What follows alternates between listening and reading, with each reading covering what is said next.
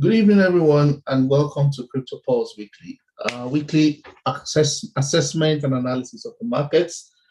As usual, we'll get started and try to keep it short. Not too many good news on the market, so there's no point taking too much time. But today we'll be having a look at stablecoins as part of our knowledge sharing session, and then we'll just get right into it. So let's get started. For the purpose of the guys on Insta, if you do have any questions, please feel free to just type it in, and we'll take the questions when we get to Q&A. So let's talk generally about what's happening in terms of market updates. As you all know, the equities market is generally being dragged down by the strengthening dollar on the back of the Fed rate hike.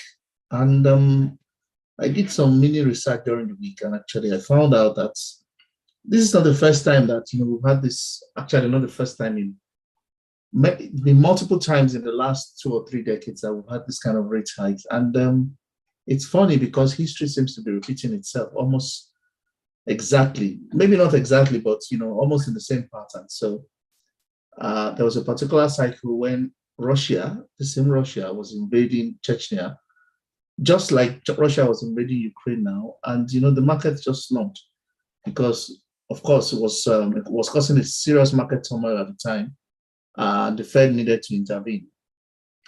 Long story short, that life cycle probably lasted like 9 or 10 months, and by the time it was done, the market was back to all-time high in less than 120 days. So we can take confidence in the fact that this is not going to be too long-lived, to be honest. I think once the Fed realized that the markets and the inflation is cooling down faster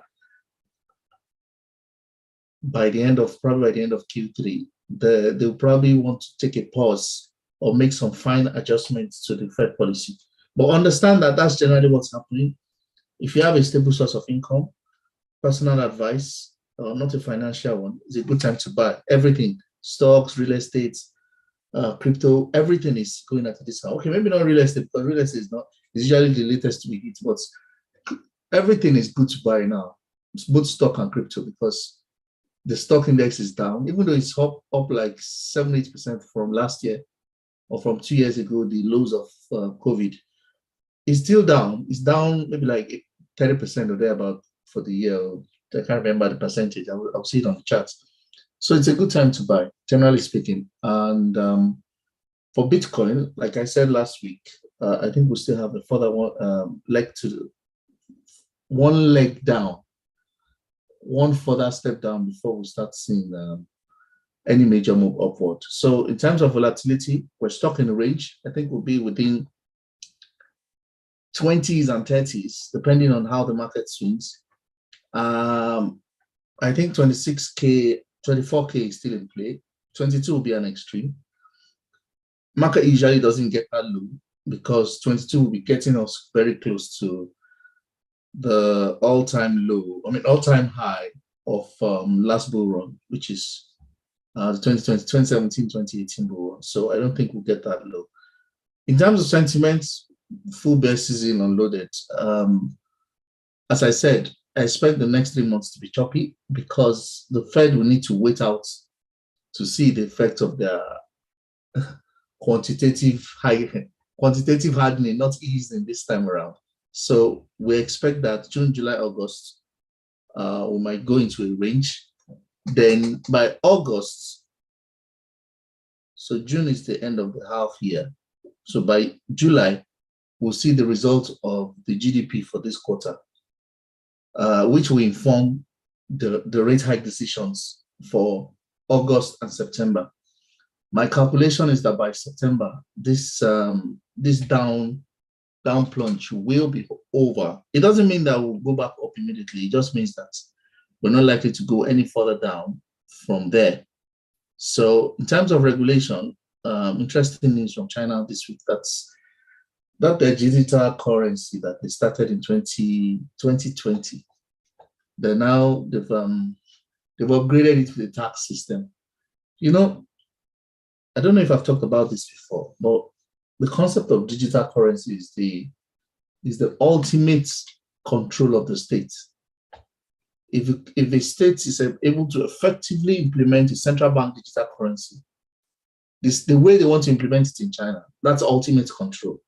And let me explain what it means. It means that whatever the government is giving you is completely programmable. It's like coupon, so they can determine what you spend money on.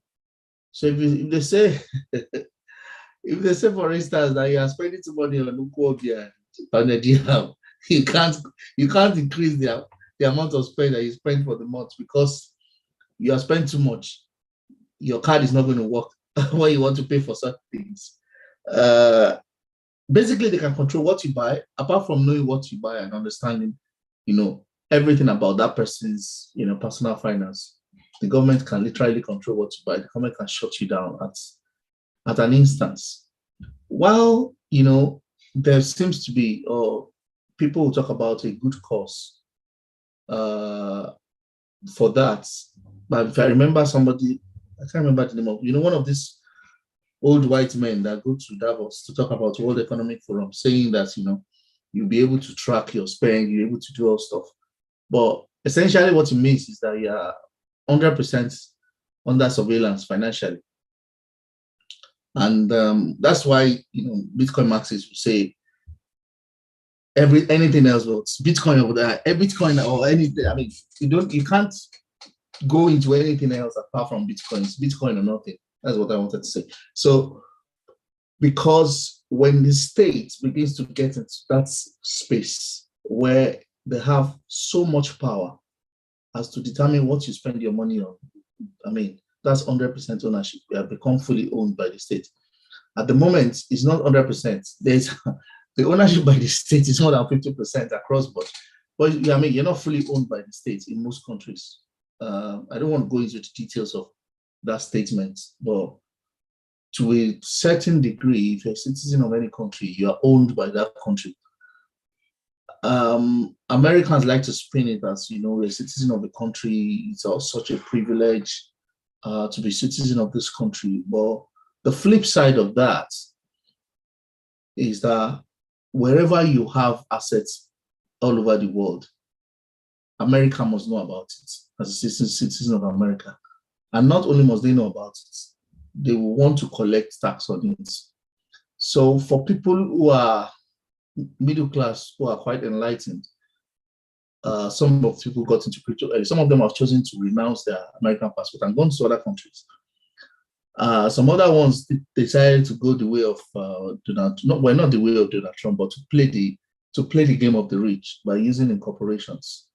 The interesting thing is, if you do get very smart attorneys and accountants who know what they're doing, they're able to give you all the loopholes. And it's just like people like Donald Trump, you can operate 100% without having anything to do with payment of tax liabilities, because there are too many loopholes that have been provided in the system to favor the wealthy and the capitalists. So, as it were, this is going to be a trend I expect to see going forward. Once this China's tax program for their digital yuan works, I expect that G7 countries will come out and say they want to launch their CBDCs. There was also a bill that was passed in the US. Well, it's not passed yet, actually. They want to introduce a bill that adds crypto to congressional disclosure. Congressional disclosure is like what you say in Nigeria, what do you call it? That? The declaration of assets. Yeah. So they want to add a bill like that to Congress, so that Congress may need to declare their crypto. I don't know how far that's going to go, because if you have Bitcoin in a decentralized wallet, nobody knows. I mean, well, if you don't tell anybody, nobody can know that that's your wallet. But I don't know details of the deal, but it'll be interesting to see how that pans out for people going into politics. As you know, the rate hike takes effect from today. So from June 1st, which is day before yesterday. So from day before yesterday, the Fed will start removing money from circulation. Like I said before, what it means is that there is reduction in the money flowing around, and the back, what's it called? The The unintended consequence of that is that monies going into equities will reduce. Overall, corporate spend will reduce. Disposable corporate income for investment will reduce. So investments, corporate income that will have been allocated for investments will probably be stashed with bonds, because bonds will end up being the only thing that will grow. So equities will crash, stock will crash, crypto will crash, but bonds, because bonds is related directly to the US dollar, US bonds will grow. So most of the funds will go to US bonds, as I was explaining last week. And until the rate hike stops, that will not reverse. But I think they will not only stop, they will probably need to pump more money at the end of this exercise. And the number of unique and peculiar scenario that we now have. We have COVID that has led to this current level of inflation. In the middle of that inflation, we now have this global, well, it's a global war, because the whole world is funding Ukraine to continue the war. So we have this global war that is effect is going to start showing on supply chains in a few months' time. To be honest, I think it's quite interesting that it's not yet showing significantly. What it means is that, supply chains in Europe are quite advanced, because ordinarily, the war is over February, March, April, May. The war is over 3 months now. So I would have expected that the effects will be much more profound, but it's yet to show. And if you are watching the news over the week, Europe also voted to cut off 90% of the supply from Russia in terms of gas. So those factors are going to play on the markets in a few months' time. So I don't think that rate hike is going to be long-lived. Personally, I don't think the rate hike is going to be long-lived. I expect that by the end of this quarter / middle of next quarter, the Fed will start making some adjustments. In general news, Miami Mayor says, Bitcoin can be global currency. Miami has been actually very loud about Bitcoin. And I reckon that even the mayor was always a special guest at Bitcoin conference in Miami. And at some point, I think they were even trying to start their own token, city token that people can pay with or something like that. But the city of Miami, the city of New York, there's another mayor somewhere in the middle of the US that are very, very pro Bitcoin. What this tells me, of course, is that many of these guys are also starting sats.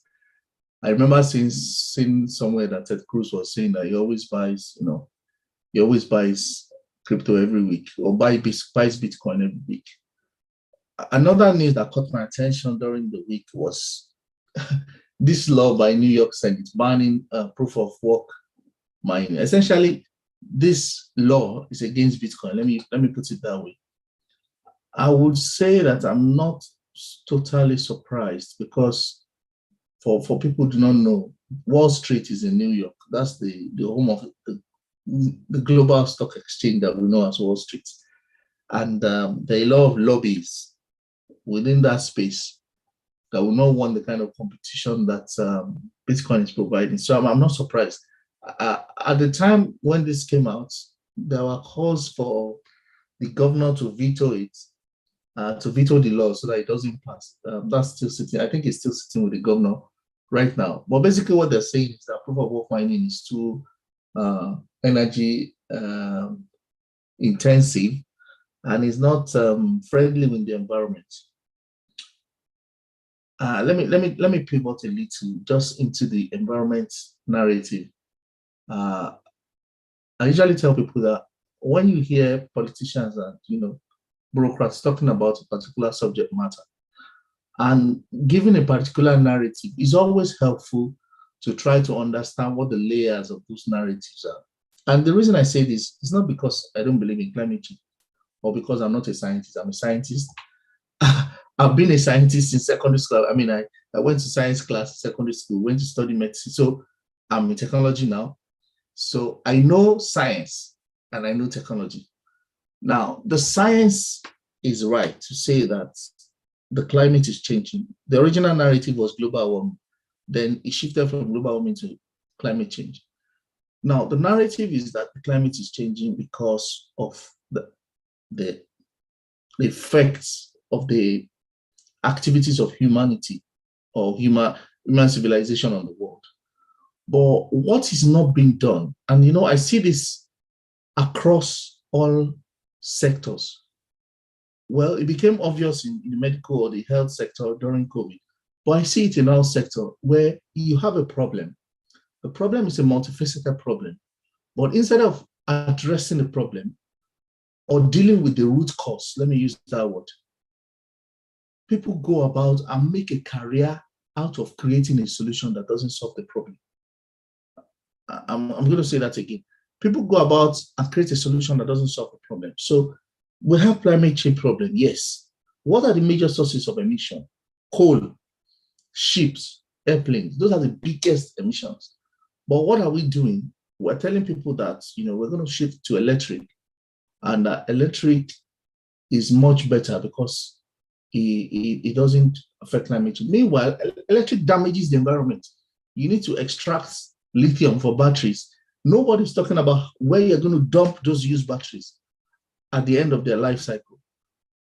So when people talk about climate change and they try to attribute, and I think that's probably going to be the next pandemic. The next time we have a lockdown is probably going to be around climate change. I'm almost convinced that that's going to be the case because I've been seeing the handwriting on the wall. And when people like World Economic Forum start talking in that line, you know that it is coming. It's just a matter of time. So this is another BS, for lack of a better word, that I think that people are just using. It's just, an opportunity for people to, advance their political cause and spend money. Because at the end of the day, as I said, the solutions do not solve the problems. It doesn't solve the underlying problem.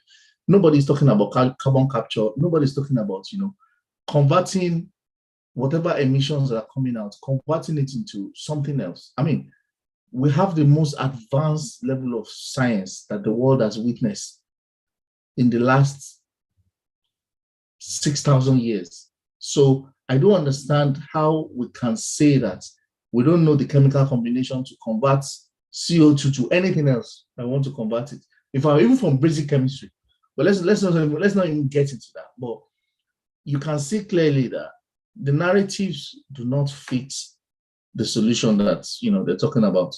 But again, you can't solve the problem of the world. So I just like they say, I'll just walk past, jump and pass, as they say, because you really and truly, when you think about those things, just gets you angry. I saw this news about Central Republic of Africa trying to tokenize their natural resources. For people that don't know what Central Republic of Africa is, Central Republic of Africa is two countries away from Nigeria, actually. So between Nigeria and Central Republic of Nigeria, Central Republic of Africa, you have Chad, the southern part of Chad. Chad's the country. And it is one of the few completely landlocked countries in Africa, but it's also one of the richest. Like, that land is brimming with natural resources. But as you can, I was looking on Google for a picture of Central Republic of Africa. This is the best I could come up with. All the other ones were pictures of soldiers and rebellion and peacekeeping forces and war. I don't know for how long there's been war in Central Republic of Africa, and it's almost perpetual. And the reason is simple. The Western interests will not allow them rest because there's just too much natural resources there. They have everything. If you think Nigeria is rich with natural resources, they have everything, precious stone, everything is there. So that country is so impoverished that they've not been able to do no significant infrastructure within that country, unfortunately. So when they decided that they were going to use Bitcoin as legal tender, I was really happy for them. That happened, I think, a month or two ago, because at least it gives them a chance to create wealth. This topic of being able to accrue wealth to yourself is a really it's a topic I find really very passionate, because when you see how modern society has been structured to strip you of everything that you have. It's a very painful thought. God did not create us that way. I mean, I'm a person of faith. I understand to a good extent why and how God created humanity. And when you look at the original design and you see what's happening, you know that, man, this is not what God Himself would have wanted for humanity, because it's almost like those governmental structures have just created or propagated themselves to perpetually strip people of, their humanity financially. But I don't want to go too much into that today, because it's something that's very, very dear to my heart and gets me very passionate. So I'm just going to stop. But anyway, I wish Central Republic of Africa the best with their venture into the world of cryptocurrencies and digital. As a matter of fact, I understand that they're planning on creating their own metaverse. In another news, a law was passed in Japan this week for regulation of stablecoins. I mean, you all know what happened with Luna and the subsequent calamity that we suffered in the hands of Luna. So they passed the law now in Japan, stating expressly that stablecoins are digital money, and as a result, they have to be governed in Japan as the yuan. So anybody issuing stable coin in Japan has to peg it to the Japanese yen. I think it's a fair regulation.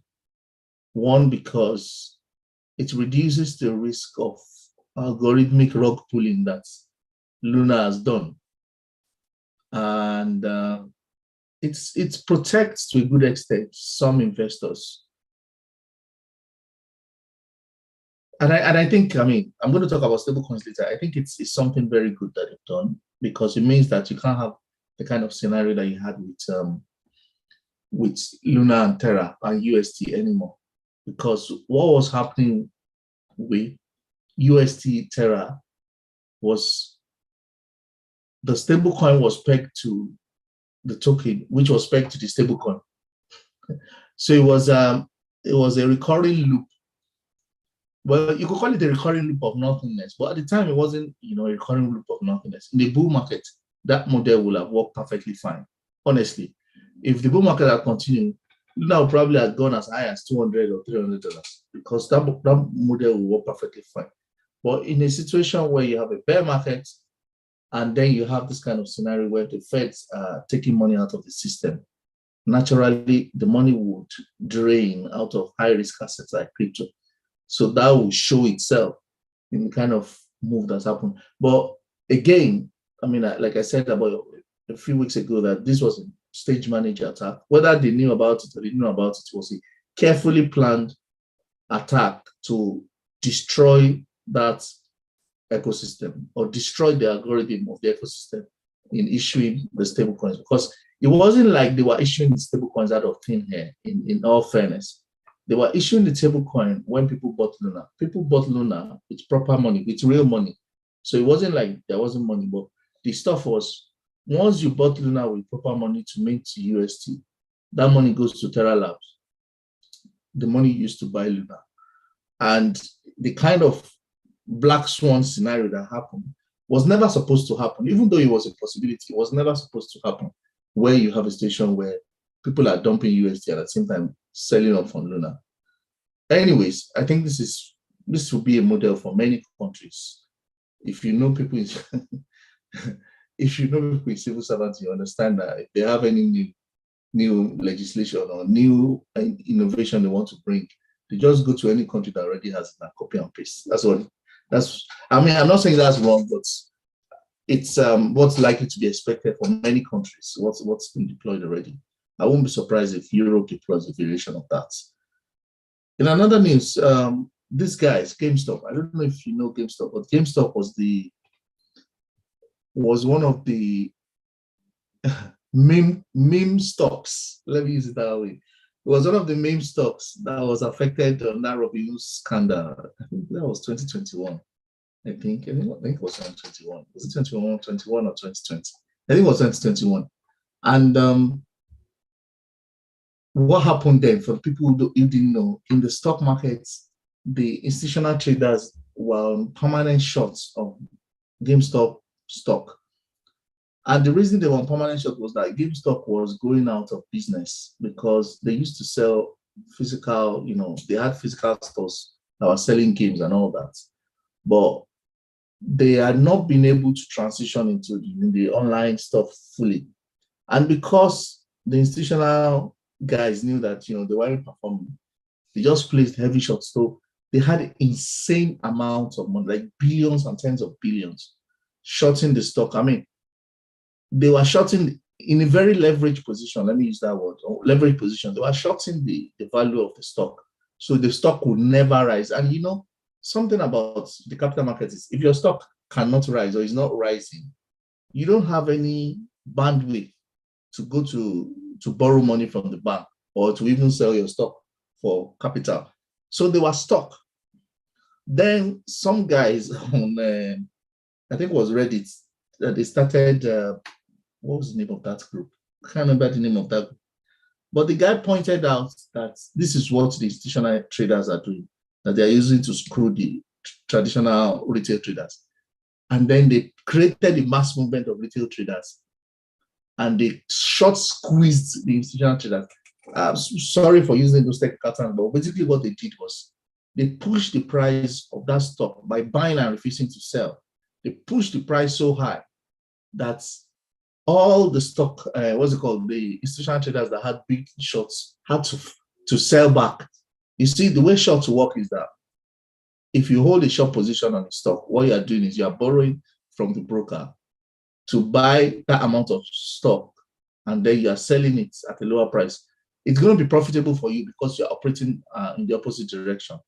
But if the position goes into negative, meaning if the price continues to go up and you are not able to profit from your short position, meaning the market is going against you, at some point in time, you will either need to close that position at a loss or you need to support the position. Supporting the position means you either buy more or increase your size.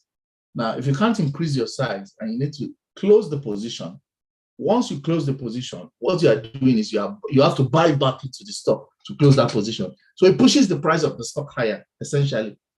So they were forcing those institutions to sell back their short positions and subsequently pushing the price back up. I mean, GameStop did more than 10x for many people during that period of time. That's Robinhood, which was like the retail traders, or they had to shut down trading for a number of days or thereabouts. And there was this outcry then that that the brokers were favoring their rich friends because they got stopped out. Meanwhile, that they were always screwing with the retail traders and blowing out their positions before them. But what he did for those guys was that, one, those guys were able to sell off some of their stock. GameStop themselves were able to make some money of the gains on their stock and put it into the business. And of course, because it was around the time that Shiba and all those stuff came, they also started pivoting into crypto. So now they have launched an NFT marketplace. And apart from the NFT marketplace, they've now created an Ethereum wallet, a non-custodial Ethereum wallet on their platform. I think it's an interesting story. Probably, they'll be part of case studies in universities in the years to come when people talk about, escapades on the market. But it was another, I can't remember the name of the GMC, so was the other one. Well, there were two stocks like that they were on permanent shorts. The price never just rose until those guys pointed it out and people started buying the stock, and people made serious money on that stock back then. So these guys are now pivoting into crypto, and they're having their own Ethereum wallets. Again, the reason I bring up this news is so that you understand that regardless of what's is showing on the price, when you check your portfolio, when you check Binance, for people that use Binance, adoption is going on. And if adoption is going on, it means like I always say, you have a divergence. A divergence meaning two things are not in agreement. So the price is going down, meanwhile adoption is going up. What it means is that at some point, the price will have to correct to the level of adoption. Nobody usually is able to determine that point, but usually the price will correct. So right now, the price is dropping. Meanwhile, adoption is going up. Adoption is going up almost at a steady rate. At the end of the day, when the price starts correcting, it will catch up faster than it was ever, the original level that it was. So right now, we're saying, okay, we can get as low as 20 something K, but before you know it, the price is back above 69K, which was the recent all-time high.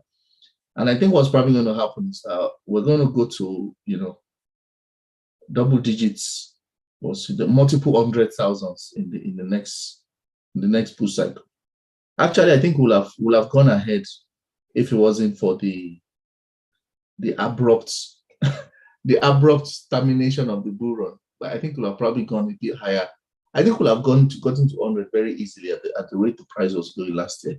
But yeah, some of the institutions decided to sell off early and cool off the markets. But it doesn't change the adoption cycle. One, it doesn't change the fact that by the next halving, the production price of Bitcoin is going to go up. So naturally, the price will have to go up. So it doesn't change that fact as well. So what do we do with this information? Stack the sats, essentially.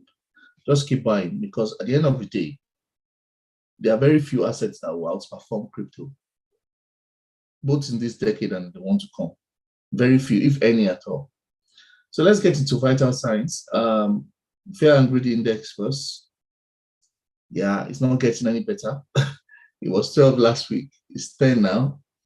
If we drop below 26K, or if you drop below current levels, which is 27, 28, 29, I think we'll see fear and greed index in the region of 9 and 7. But it's not unexpected. I think June will probably be the worst on record. Not in terms of drop, but in terms of lowest price. I think June will probably be the one, because this is when the first Fed intervention is going to be felt on the market. Like I said, it drains the market of funds, which in turn affects the valuation of Bitcoin. And like I always say, it doesn't change the true value of one Bitcoin. One Bitcoin is still one Bitcoin. 0.1 Bitcoin is still 0.1 Bitcoin. The only thing that has changed is its dollar valuation. And if you understand that this is a digital asset that's like prime real estate, it's not going to dissolve into thin air. It's not going away. As a matter of fact, it is the first of its kind that we've had as human civilization. And it's the unique opportunity to have true ownership. Really, it's a unique opportunity to have true ownership. And because of that, it's like prime real estate. It's like owning, Buckingham Palace, or owning Westminster, or owning what's somewhere in Lower Manhattan. You are never going to sell it. You're going to use that property to leverage on other things. So that's exactly what it is. So regardless of what happens, you can be sure that all this is going to pass. Now, somebody talked about recorded version. So usually these calls are available on my Instagram. My Instagram is Dr. Demi Crypto. They're also available on YouTube on Crypto Pulse Weekly channel.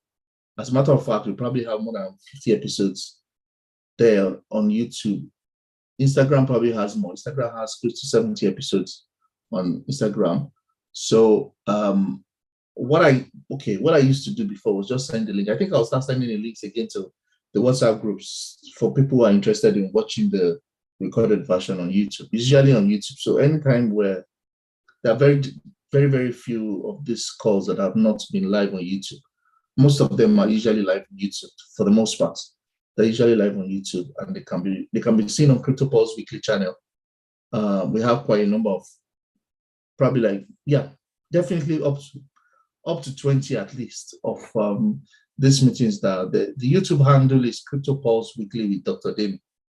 So if you go to YouTube and just search by Crypto Pulse Weekly with Dr. Demi, you see the channel. So if you subscribe to the channel, anytime any video gets added, you get notified. So as I was saying, this psychology of the market cycle, I've been posting this since probably June 2019. No, 2020. And the reason is, if you know where you are in the market, then you know how to, quote unquote handle yourself. And I'm going to give an example of. It's a funny example, but it happened to me so many times in the past. It doesn't happen anymore these days. I don't think it happens anymore. Maybe because I don't know. Maybe because I'm not sleeping as deeply as I used to as a younger person. So those kind of sleeps that you go to, or naps, not naps now. They're actually like deep sleep.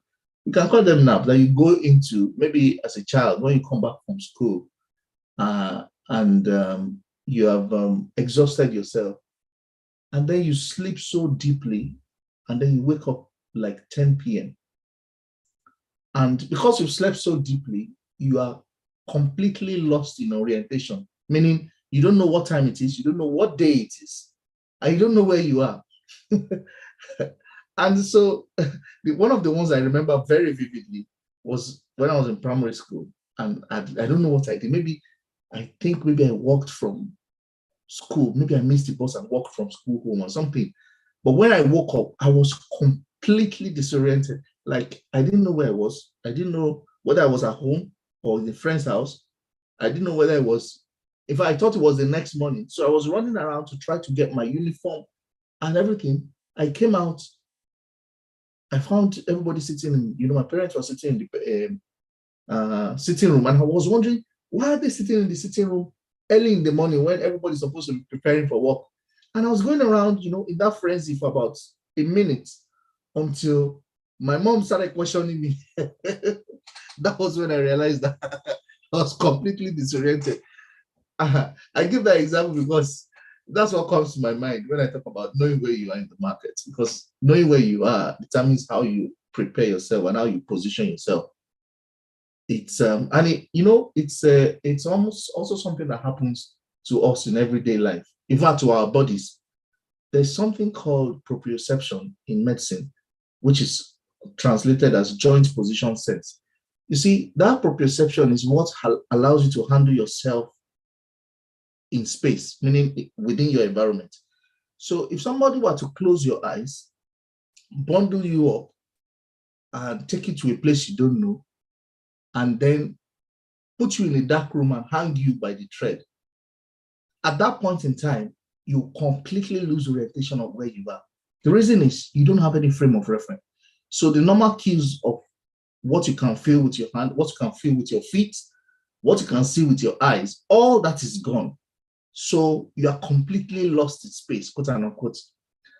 That is what proprioception does for us, because proprioception tells us that your feet is on the ground. One part of the ground is level and the other part of the ground is uneven. If you are climbing the stairs, it tells you that, this is how your body is relative to the stairs.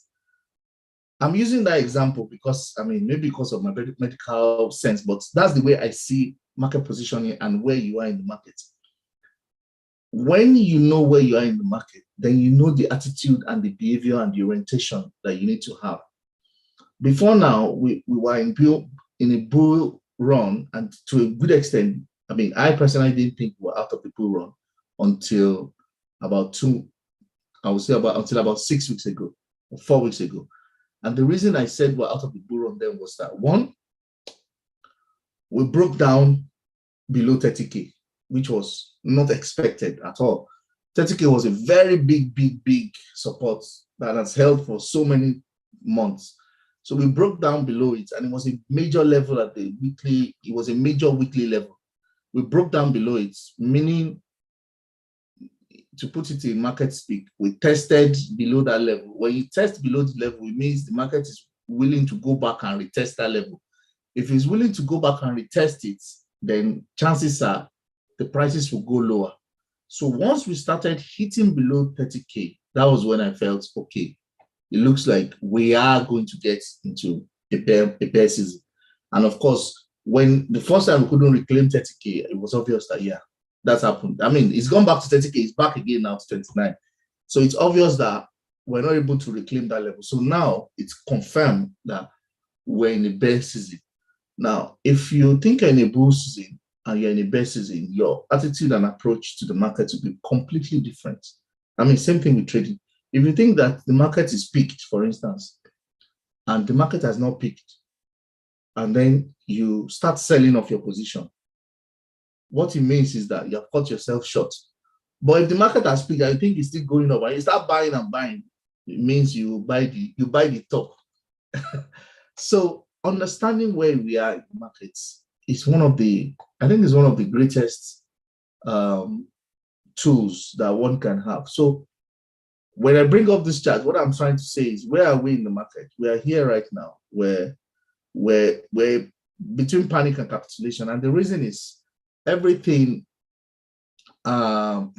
everything as we earlier thought it was is no longer in place. So when we were here in some degree of anxiety, you can see belief and anxiety are on the same level.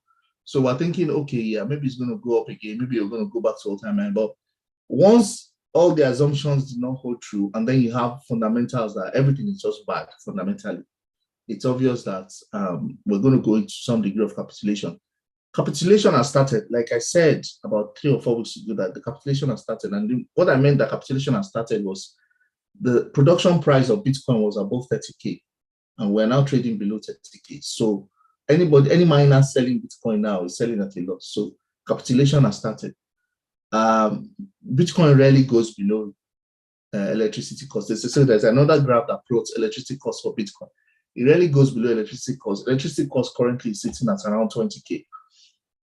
So I don't think we're going to get to 20K because of that. And obviously, because 20K was the previous high of the last bull run as well, there's probably not going to be anybody willing to sell at that level. So where are we? We are here between panic and capitulation. So what will happen here is the price is going to range out for a while. The difference between capitulation, anger, and depression is not so much, because many people already actually have gone through this cycle right now. Anger, depression, and getting angry with not selling. I mean, we all have our regrets of not selling some. I mean, there were some that I did call out as I think we should sell, like Shiba Inu. I sold mine. Then when I sold it, I told everybody I've sold my Shiba Inu. This is why I sold my Shiba Inu and all that. So we've lost that chance. So 2 options. Like I said 3 weeks ago, you either sell everything to USD or you just sell everything back to Bitcoin and wait. And the reason I said that was altcoins usually take greater hits than Bitcoin in a bear season. And I mentioned this more than 2 or 3 sessions.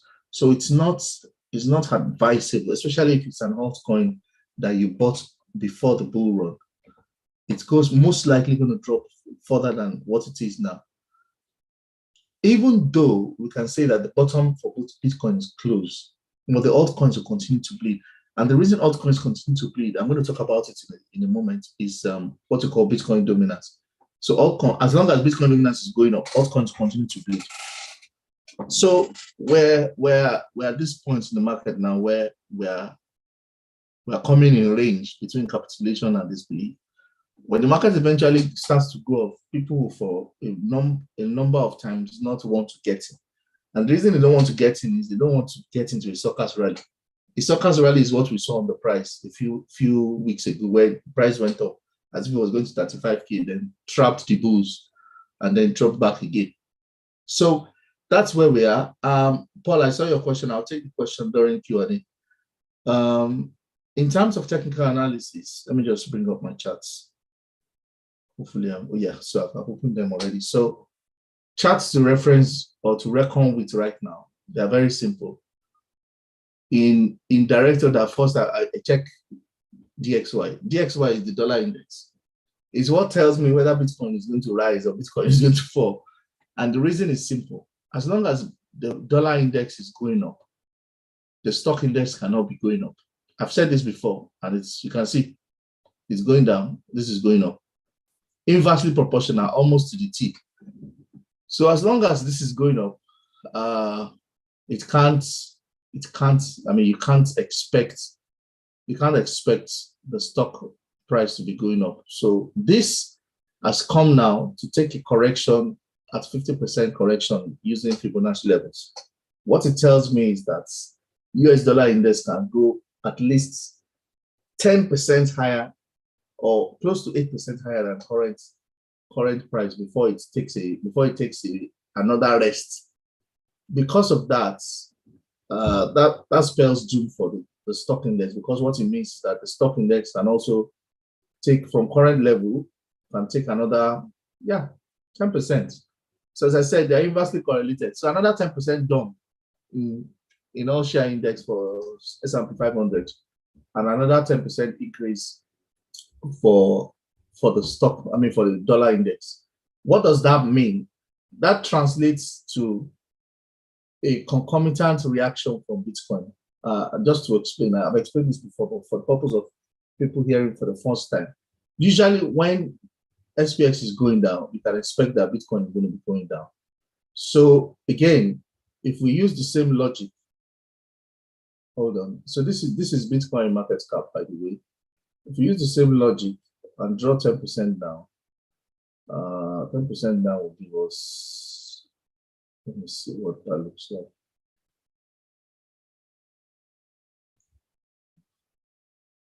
Yeah, that's about 500 million. In terms of absolute price, let me just go to Bitcoin chart. That was Bitcoin's market capitalization. In terms of absolute prices, let's look at the figure from here. So at least we expect the price to be 26K from current price over the next few days. I think, well, maybe not next few days, but I expect the price to drop to 26K just because there is a lot of room for the dollar index to go by 10% based on Fibonacci levels, and SPX to drop by 10% based on Fibonacci levels as well. As a result of that, it's almost invariable that the price of Bitcoin is going to drop. And I mean, this formation here shows that the price is coming down. I don't want to go into details of technical analysis, but the candlestick formation here shows that the price is going to take a correction, because it's basically what it's trying to do is go back up and failed.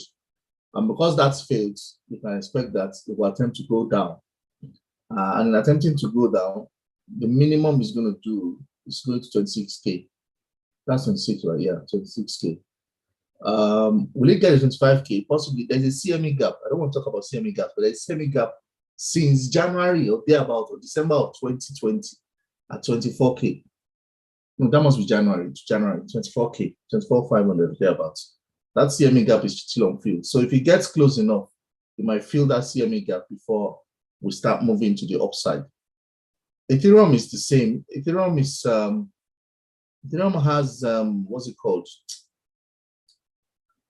There is this merge coming up on the network, which is supposed to be an upgrade to the network. The last time that kind of thing happened, it destabilized the network. So a lot of people are worried. So I think that there's a heavy possibility that the price of Ethereum will drop. Sorry, this is the market cap. I think there's a heavy possibility that the price of Ethereum will drop further than 10%. The last thing I want to talk about here on technicals is this chart that talks about Bitcoin dominance. So Bitcoin dominance is the percentage of the market capitalization of crypto that is sitting in Bitcoin. During the bull run, it's usually fluctuating. When it's going up, Bitcoin price is going up. Usually when the price of Bitcoin is going up rapidly, dominance will go up. When the price of Bitcoin plateaus or is ranging, altcoins will start going up. So it's usually a sensor that you can use to tell whether altcoins are going to perform well or they're not going to perform well. Right now, altcoins are getting wrecked because Bitcoin dominance is just crazy. It's the last time it was here at this, I mean, the level is approaching now. It's approaching 49. The last time was 49 was beginning of May last year. Before that time, it was at 70% in December of 2020. So I think before we can see any appreciable gains or stabilization in altcoins, Bitcoin dominance will be very close to 50%, if not more than 50%. Because, as I said, every altcoins that have been coming from the last bull run will naturally get wrecked. I think I'm going to do an analysis of that next week, just to explain why this is important, especially for coins that you had before 2021. If you had any coins before 2021 and they are not strong coins, meaning they don't have strong UKs or strong community, or the use case and utility needs to be super strong. I mean, it needs to be very, very strong for it to hold across cycles. I think I'm going to make a note to try to go through that next week. So let's keep it next week. We'll talk about the life and times of altcoins across bull runs and bear markets. And the reason they fluctuate is very simple. There's usually hype that comes with altcoins during a bull run, so they blow out of their normal prices, completely out of proportion. But during a bear market, people are selling off. And if it gets so bad that people sell off extremely, the project team that is working on the project might completely lose, all their equity or the funds they're working with, in which case they're not able to continue with the program. And then they may have to abandon the project or stop developing or stop marketing the project, at which point the project just falls into oblivion and dies. So that's why altcoins, have the kind of slump that they have. I want to talk about Solana, but I think I'll push that to next week. Solana is a good example. The only difference is that Solana has a lot of venture capital funding, so there's every chance that they get additional funding to do their marketing against the next bull run. But I think the prices are going to crash further for Solana, Avat, and what's the name of this one? Phantom.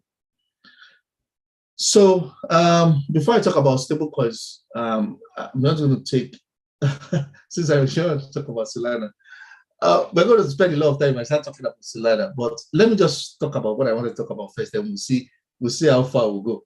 So stablecoins are, I started on stablecoins last week to say they were instruments that were used to help people cash out of crypto in the early days. We're no longer in the early days now, and the use of stablecoins have sort of metamorphosed into banking mechanisms. What I mean by banking mechanisms, stablecoin allows you to settle your profits into fiat currency without the fluctuation of the market. So if I bought Bitcoin at 10K, Bitcoin is now 30K. I didn't sell it at 60K, but I want to sell it now. I can sell it into stablecoin, take my profit out, and probably wait or go and use the money. Or if I say, okay, I don't want the value of my Bitcoin to fall any further, so I sold it at 30K.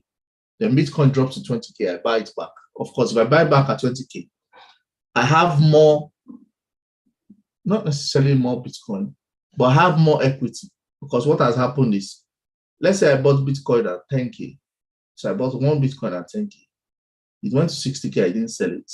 I sold it at 30K. When I sold it at 30K, it means that I've made 200% on my initial 10K investment. Now, if Bitcoin becomes 25K and I buy back, I will have more Bitcoin because originally I had one. So if I buy back at 25, for instance, I will have 1.2 as opposed to having 1K. If I sold, let's say at 60K, and I still have the 60K in stable coins, then the price drops to 20K or 25K, and I now choose to buy back. I will have more Bitcoins, but with my profits. So stable coins are usually very helpful in determining how to bank your profits. However, In recent times, there have been different kinds of stablecoins. So it was first Tether that was the main stablecoin. Tether was, went through its teething problems. They got hacked. There was almost a run on the bank as well for Tether. But originally, Tether was starting out as being backed 100% by the dollar. Later, they said it was no longer 100%. There was 70% backed by the dollar. But usually, a stablecoin is backed by an asset, either a fiat currency or a tangible asset like gold. So the assets backed stablecoins like Pax Gold, which is PAXG. PAXG is backed by gold reserves. Also they say. So it is expected that if you need to withdraw your stablecoins, you can get your stablecoins because it's backed by gold. The reason Terra UST failed as stablecoin was because it wasn't really backed by, how do I put it? It wasn't really backed by, it was backed by Bitcoin. They started backing it by Bitcoin, or backing it with Bitcoin, sorry. But what happened was it was too late. By the time they started backing it with Bitcoin, they were already, in the process of being attacked. The design was to use Luna to back the UST stablecoin. And because people will keep buying Luna to mint UST, they will have abundant supply of UST. But because the bear market came suddenly and people started making a run on their UST reserves, and then there was the concurrent selling on these exchanges as well, it triggered a recurring decimal. That's the best way to put it. It triggered a loop of a downward spiral that eventually killed both Luna and the UST stablecoin. So we're likely not to have an algorithmic stablecoin like Luna anytime soon. Or if we do have it, it is still going to be backed by real life currency, because I think what will happen is, since Japan has issued that regulation about about stable coins, most countries will adopt that same regulation, and that will probably apply. So people can't just start creating stable coins without having them backed by real life fiat currencies. I think that's what will happen going forward. But what I wanted to say today is, what's the usefulness of stable coins to you? Very simple. Stable coins can help you to back your profits. If you bought any accessory, let's say you bought Polkadot, you bought Polkadot at $9, it went to 12, you want to sell it, you can sell it to a stable coin. Then if it drops again, you can buy back. You buy more for the same, for the same amount of money that you have. So that's a very good way to arbitrage in and out of positions with stablecoin. What stablecoins do I recommend? USDC, also known as USD coin, I think is a very good stablecoin. It's based in the US, it's backed by physical dollars, and it's very well regulated in the US. It's probably one of the highest on the rank. Second is PAXG. PAXG is backed by gold, also fairly regulated. Third is BUSD. BUSD is Binance on stablecoin. It's backed by assets, equities, and some loans. And also, of course, liquidity of the Binance exchange itself. So out of all the stablecoin issuers, Binance is in a unique position because they're also a market maker. So they are very liquid, very, very liquid. And that's why I think the exchanges, their stablecoin is very good. So those are my recommendations for stablecoins. USDT, yes, is the most easily available, it's the cheapest to transfer. From time to time, they do have their issues, but USDT has been the oldest and it's still around. I don't think it's going to go anywhere. So I know there's another one that the Tron network is trying to create now. I've not really researched them, so I'm not going to talk too much about them. But those are the stable coins that I will recommend. In terms of questions that I have 2 questions I need to attend to. First one is, does Terra Luna Classic have a chance of dropping some zeros to get to 0.001? And I understand some exchanges such as MEX are buying back and burning. Frankly, I don't know. I have, of course, I still have Luna, like many other people, but I've disengaged my mind from it. I don't think that it's going to go back to what it was. And the reason being that the network has been forked like cutlery. The network has been forked, and as a result of that, that legacy network is no longer relevant. It's just like Ethereum Classic and Ethereum. Ethereum Classic was the original Ethereum network, but it got hacked at this early stage. When it got hacked at this early stage, Vitalik and the Ethereum guys decided that they had two options: try to resuscitate that hacked network or create a totally different one. So they went with the option of creating a new network. So they took a snapshot of the network before the hack and reverted to that particular block and started the new blockchain on that new block. And that's what we have as Ethereum today. Ethereum Classic is still in existence. People still buy and sell Ethereum Classic, but Ethereum Classic is next to, it's just there, and it's not the only example. Let me go to ETC to show you.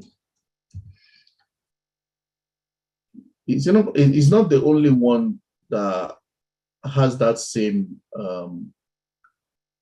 yeah. So Ethereum Classic back in, this was May 2021. Let me go to the weekly.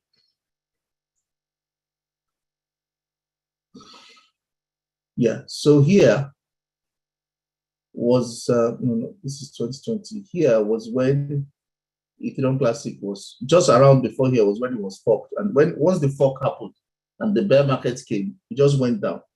And what has happened since then is just been dropped completely by Ethereum. So while every time Ethereum goes up, Ethereum Classic will go up because people associate it as the original blockchain of Ethereum. So there are still some loyal fellows who believe that this is the original Ethereum. Every other Ethereum is fake. So yes, Ethereum Classic will do well in a bull run because Ethereum itself will do well. So if you can, okay, I don't want to open on that. So if you take a mental snapshot of this, let me just draw this line. And I'm going to draw the same thing. If you take a mental snapshot of this Ethereum Classic 1, 2, 3, 4, 5. So if you take this snapshot and I go over to Ethereum itself, you see that it's similar. You see that the trajectory is quite similar. So it's almost like it's mirroring the price of Ethereum, even though it's less than 10% of the price of Ethereum. So will Luna go back to? I don't think so. It will probably just mirror whatever is happening with. But let's see if we can get it out.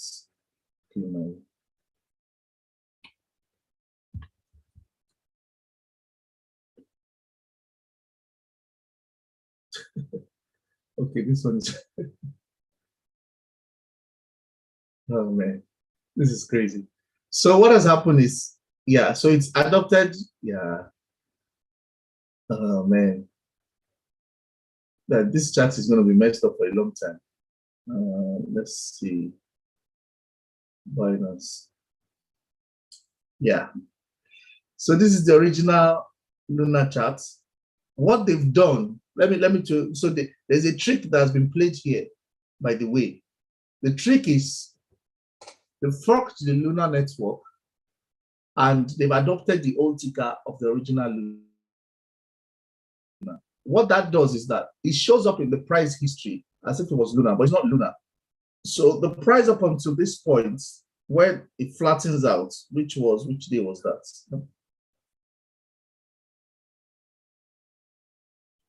13th of May, 2022. That point was when Luna went to zero. It actually went to zero. When it flattened out was when they froze the network. When they forked it, basically they just continued with Luna. And what that meant was that Luna started growing from 1. So will the old one do anything? If Luna does not, so this Luna started from how much? It started from open is 1. It started from $1. It's currently seated at around $6 or $7. I don't think I don't think it will drop any zeros if Ethereum, if Luna does not gain any zeros. To answer your question, Paul. So if Luna does not gain any zeros, I don't think there's any hope for Luna C, because Luna C is already, how do I put it? The volume is bastardized. Crazily bastardized, like it is mad. The amount of Luna, the old Luna circulation is completely outrageous. Yeah. So now, what has happened essentially is the price history of Luna has been taken over by the new Luna. So this new one doesn't have a price history. So this is his price history essentially. It came in at 0.001, and you can see that it's been dropping. It came in at 0.00, yeah, 0.001. It's now 0.0009 something. So I've written it off as loss personally. So I'm not even bothered about it. I'm not even checking, to be honest. We didn't bring it up. I wasn't going to talk about it. So I think you should take your mind away from. I think I've talked too much about classic Luna or Luna Classic. Take your mind away from it. I promise you, I'm going to talk about Solana next week, Adora. I don't have time now. We spent all our time today. But just know that altcoins are not likely to survive so much of the bear market. It's just for obvious reasons. This is the reason why altcoins will not survive. Bitcoin dominance is going through the roof, and it's going to continue to grow. So it's gone this week now. It's gone from, it opened at 46%, for 6.3, it's down 46.9, it's almost 47 now. So it's going to continue to, once it breaks out of this level, which is, which it looks like it's about to, once it breaks out of the 47% level, this whole place is free space. It's just going to go between 50 and 60. So that's why altcoins don't have a chance for now. So that brings me to the end of today's session. Thank you, everyone. We've already overshot our 1 hour time slots. Thank you, everyone, for joining. If you have additional questions that won't take so much time, I can take maybe 1 or 2. But other than that, I think we're done for today. The sessions are usually available on CryptoPulse Weekly. The YouTube link, I think, has been shared with Dr. Lalleri on the Zoom call. The recordings are also available on Instagram at Dr. David Crypto.